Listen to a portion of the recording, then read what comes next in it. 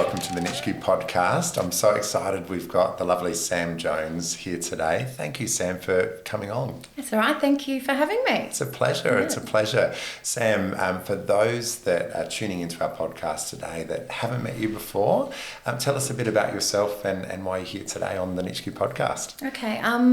Well, I've been a Mount Barker resident since 2009, so still classified as a bit of a newbie in comparison to a lot of people who've lived here all of their lives. Mm-hmm. So in that time, I've seen a significant growth, even in just that short period of time. Massive. But prior to that, I am a mum. I've got two teenagers, a 15-year-old daughter, Alicia, a 19-year-old son, Alex. Awesome. My husband, David, who met at high school. We've been together since we were 17. High school sweethearts. Yeah, Salisbury East High School, of all places. Wow. So a long way from home. And pre-kids, I specialised in superannuation. So... yeah, I was the admin manager of statewide superannuation trust, so I did that for many years and spent a lot of years studying. And then hubby and I decided to go into business for ourselves the day I got home from hospital with our firstborn. Wow. Of all things. That's a moment. Yeah, exactly. Perfect timing. Yeah. So he was going to be Mr. Mum. I was going to go back to work. I said, right, well, you got 6 weeks. I'm on 6 weeks maternity leave to pay the mortgage. So we've be 20 years next year that we've got a commercial electrical business that we've run. Got a lot of staff, put through a lot of apprentices, and wow. So. And what brought you to Mount Barker? Right at the time when we were looking to move, my daughter was 1, my son was 5, and we were just looking different areas and thought, we'll see. He saw a house that he liked up here in the Waterford estate. I said, I don't want to live in Mount Barker, that's miles away. We came and had a look at the house on a Sunday afternoon and put in an offer that afternoon, and it was accepted that night. Wow. So it happened really quickly. Took me about 6 months to settle because I didn't know anyone. I had one friend, a high school friend who lived here, so I didn't know anyone. But once we moved my son's school, he was previously in the city, moved him up here. I got involved in the committees of, parents and friends and everything, sporting clubs, and wouldn't change it for the world now. So, oh wow, yeah, that's an awesome story, and it's hard to believe looking back at 2009 with how many people you know today and how intimately connected you are to the community that you were brand new. Literally meeting as many people as you could. Yeah, and it was quite daunting. So I can sort of empathise with people who are moving up here.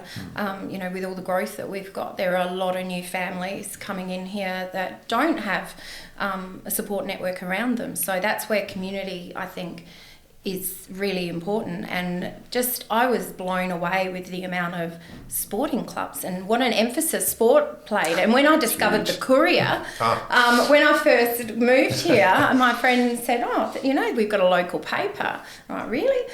I couldn't believe that half the paper is on sport. And I was like, my gosh, how many sporting teams do you have here? And so I was just blown away by that. So that really appealed to me, as a mum with young kids. Yeah. It was great. That's great. And sort of fast forward to then today, Sam, you've been involved with the Mount Barker Council as a councillor now for many years and up for re-election as we speak today, which is fantastic. All the best. Thank you. Tell me a little bit about your time at council and what attracted you to become a councillor and how that's all gone. Yeah, well, I'm in my first term, so I nominated for council in 2018, and probably not your typical candidate. I had never been to a council meeting. I had no idea what a council did or anything like that. The only involvement I had was my kids were swimmers. I was vice president of the Mountain Pool Swimming Club at the time. My son was at a national level, so he had to join a city club, and I was going up and down the freeway twice a day. He would train 5 till 7 in the morning in the city, come back up here, go to school at Cornerstone, then I'll take him back down and he'd do 4 till 6. Oh wow, so, that's commitment. And I knew the club was advocating for a pool. We needed a local pool up here and everything. So I started to get involved in that and met with Dan Cregan before he was even an MP and some council staff who were trying to also advocate for a pool. And that's when I started to look at council, because I would hear them say, the council doesn't really have an appetite for getting a pool and thing. I thought, well, who is the council? Yeah. And I had a look and I didn't really see anyone who represented me, I guess. At that point, everyone laughs, but I thought, well, I was a young mum. Well, I thought I was back then. With kids, a business owner, and who was on there. Like, I represent the largest demographic in Mount Barker. That's so true. So I thought, okay, well, instead of complaining about it, how can I make a difference? And I thought, well, I might throw my hat in the ring. What do we do? I got a nomination pack the day before nominations closed. And I just thought, I'm passionate about it. I know nothing about council or anything, but I'm sure I could learn. And put in my nomination as the last day. And then I was meeting some of the candidates and who all knew about council meetings and everything. And I felt really overwhelmed because I wasn't a member of any service clubs. All I knew is people through school and a few sporting clubs. And then I thought, well, I'm all right on Facebook. And I just started running a campaign on Facebook. I put a lot of core flutes around. Apologise for that to everybody who had to see my face all the time. And just scraped in the fourth position. And I'm so glad that I did and learnt so much in the past 4 years. And there have been times where I sort of thought, do I want to do it again? It takes up a lot of time. It's a big commitment. Yeah, it is, especially when you've got, my kids still, my daughter, I still take her to and from school every day. I still work in our business. I still try and do a lot, but I thought, I've worked so hard, not just on my own, but with the council, the current council. We've put so many good things in place and the job's not finished yet and there's still a long way to go, and especially through this growth period. So I thought, well, I think my support has only grown through that time. So I really want to continue it. So I thought, well, I'll give it another shot. So awesome. Sam, I have to commend you because I guess in our industry, we're uniquely connected to a lot of people in the community the Mount Barker Council are not without their critics, being obviously the body that they are. They represent so many people's different interests. It's very hard to please everyone. I think there's a lot of people that either keyboard warriors or complain behind the scenes but don't actually get up and actually try and make a difference. And I have to commend you for saying, you know what, I want a voice to try and contribute, to try and make a difference, to make something happen. And you've clearly done that. What would be some of the things you're most proud of over the last 4 years? I think obviously how far the pool, the aquatic and wellness facility has progressed. Great. And obviously, that's nothing on council is just from one person. It's, as a councillor, you're one vote of 10 and plus the mayor. So you can't sit there and say, it's just me. But what you can do as a councillor is really strongly advocate for something to your fellow councillors and hopefully convince them. So the progression with the pool and all the staff have to be commended, and also Dan Cregan and Rebecca Sharkey with the funding. That's huge. I mean, I think $22.7 million amazing. Funded with grant funding from all of their hard work and the staff. That's pretty much unheard of, especially with aquatic facilities. I think from memory, prior to this, about $500,000 was the most a state government had contributed to a pool. So the hard work that has been going on for years and years, and from the Mountain Pool Swimming Club and another fellow councillor, Carol Bailey, who she's a life member of the club. The work that she has done over the past 25 years. Woman. Yeah, absolutely. But all of that, but to see the progression that's happened in the 4 years, and that, we're at the detailed design stage. So hopefully, if fingers crossed, we'll see something happening soon. Amazing. With that. So that's probably one of the proudest things. And also Keith Stevenson Park as a playground. I know from myself, my time with, having kids that like to run, how close it is to Adelaide Road. It's always concerned me. Yeah, me too. And I remember my first term, in my first year in council, I said, well, we get an opportunity as councillors to put in a budget bid, like a bit of a wish list before they prepare the budget. And every year I say, Keith Stevenson Park, can we please upgrade it? Can we put some more shade and a fence? And I remember the first year, someone made the comment, well, if you can't supervise your kids, you shouldn't be taking them to a park. And I'm like, no, it's so much more than that. Yeah, absolutely. And if you have grandparents or people with, disabilities or something like that, you just want that. It doesn't have to be a chain mesh fence, So every year I upped my bid. I think last year I did like a full-blown report with photos and everything. And this year we got, I think it was 600,000 in a grant, 495,000 from Developer Contribution Fund. Wow. So it's going to be a $1.2 million playground upgrade. Incredible. So I'm so excited about that. And right in the heart of Mount Barker as well, which is great. And when you think about, the great events that are held at Keith Stevenson Park, like the carols, and I'm going to get the name wrong, but the recent... Cupid's Koi Garden, yes, part of the Adelaide Festival. That was awesome. And that's something that's really important to me, is that we do have so many beautiful spaces to utilise, and we just like to go and walk in nature. Absolutely. And we should have free things available to the community, and especially with what we went through with COVID, it's more important than ever to utilise our outdoor and open spaces. So that's something I'm quite passionate about. So they're probably the two of the things that personally I'm really proud of. Yeah, I love it, Sam. That's really good. And for those that are like looking at the council and the role of a councillor, the lot that goes into it, are you able to share a little bit about what a term typically looks like, not from sort of 2018 to now, but in terms of what's the commitment like on a weekly, monthly basis for you? Well, one thing I was really naive about when I first started is I thought that I would have the mayor, and I've told her this often, that she would be in charge of me, telling me, I've got to do this, I've got to do that. No one tells you to do anything. You've got legislation to comply with and a code of conduct, but you put in as much or as little into the role as you want.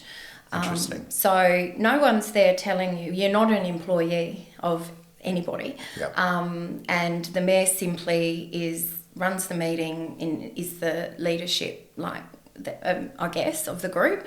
But in general, it's the first term, the first year was probably a lot of learning.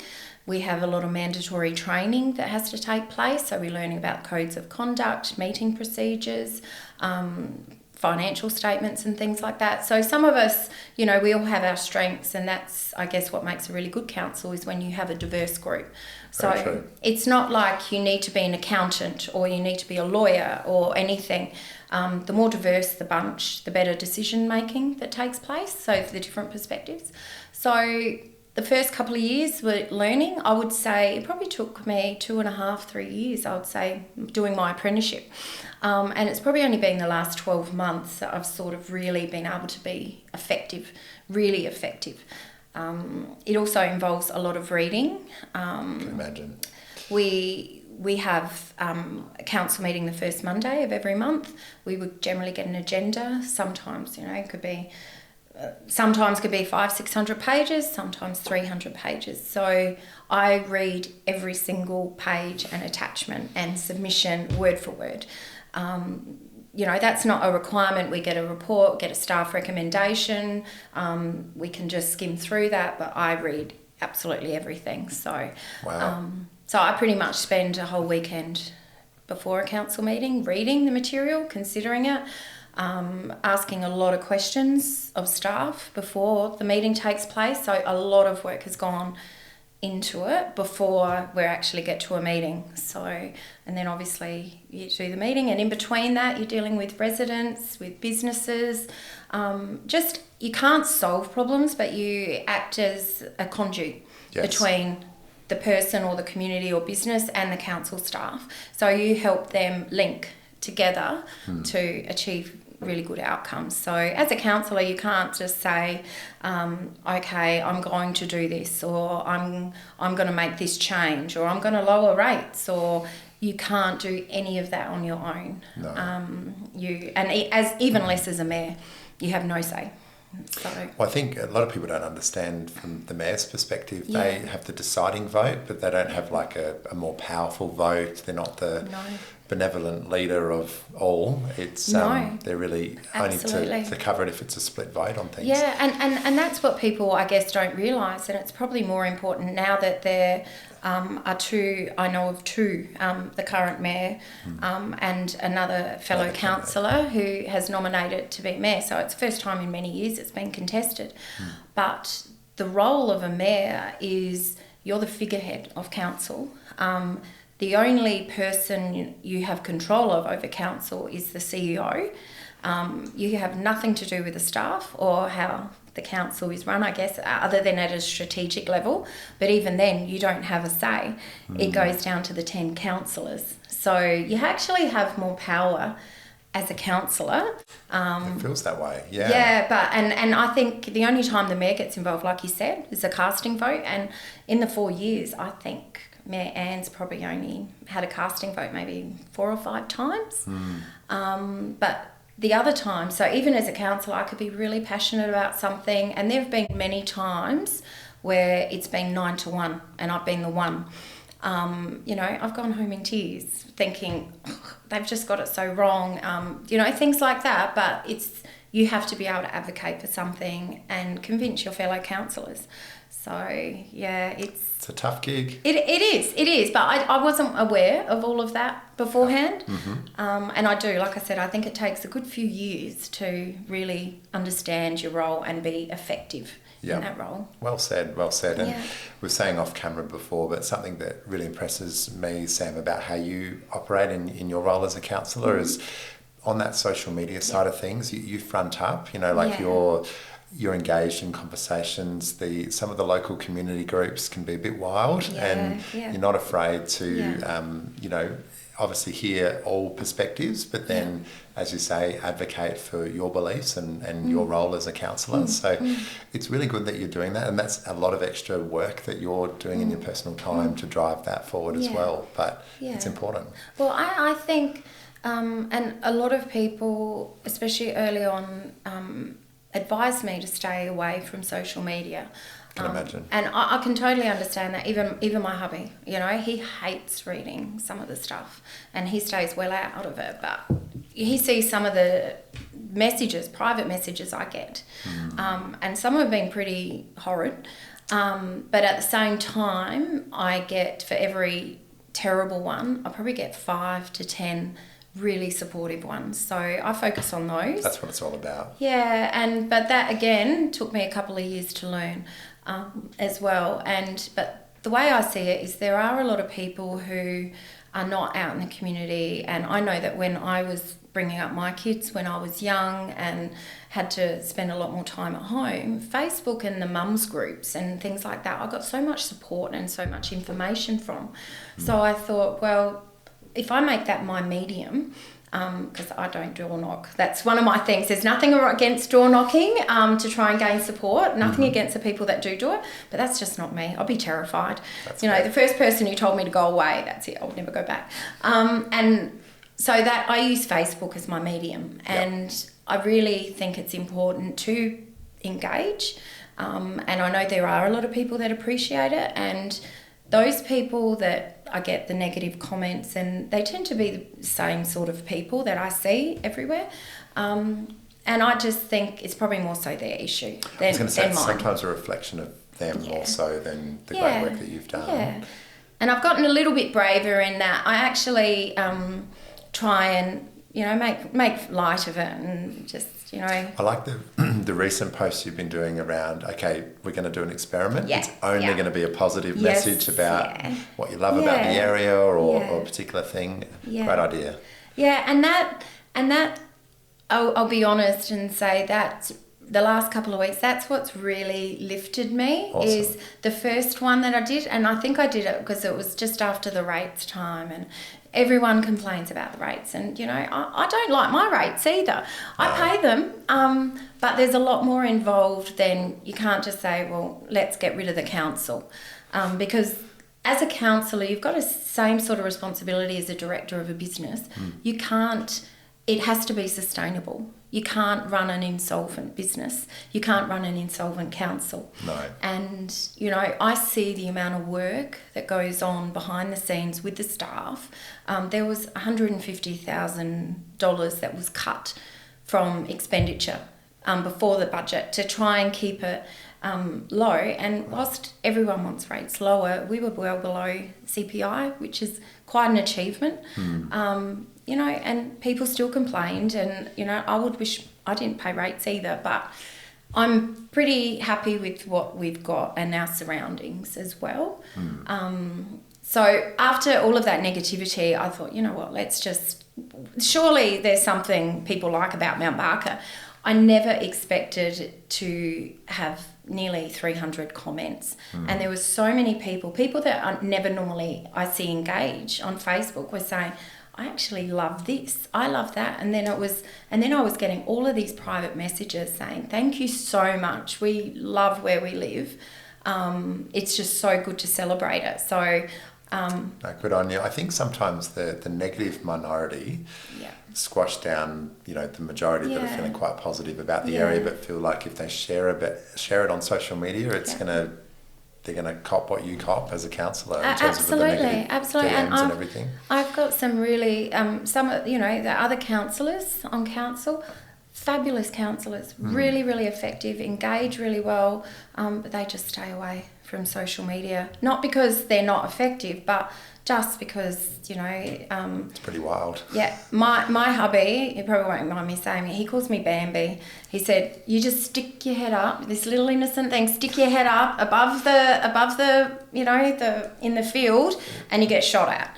You got to stay down. And I'm like, no, I want to be brave and what's the advocacy again that you stand for? Yeah. Oh, awesome, Sam. Well, thank you so much for coming on the Nitschke Podcast. Great to share a bit more about you for our listeners to get to know you, and congratulations on your achievements, obviously to your life today, but certainly in council from 2018. All the best for the upcoming elections. Thank you.